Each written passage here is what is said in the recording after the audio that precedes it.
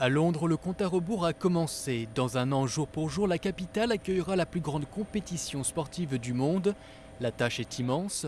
10 500 athlètes vont se disputer les médailles dans une douzaine de disciplines différentes. Les préparatifs avancent bien.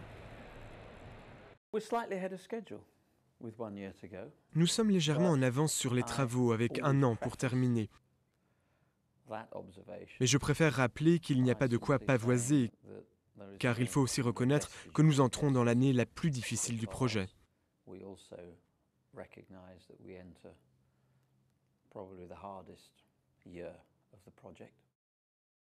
Nous sommes dans l'est de Londres. Ici, les zones industrielles ont laissé place au parc olympique.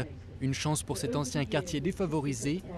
Un stade, un village olympique et des jardins redessinent totalement le paysage. Mais l'opération connaît quelques ratés. À peine les 6,6 millions de billets mis en vente, impossible de satisfaire les 20 millions de demandes. La déception passée, la plupart des Londoniens sont impatients de voir les Jeux. C'est très excitant. Oui, nous savons que ça va arriver. Des événements comme celui-là sont vraiment géniaux.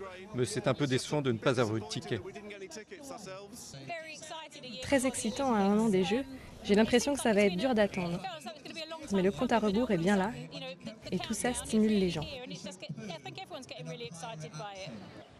Avec les récents événements en Norvège, la présence d'une sécurité renforcée autour du site devient plus que nécessaire. Le gouvernement se veut rassurant, 475 millions de livres ont été dépensés afin d'assurer la sécurité des Jeux.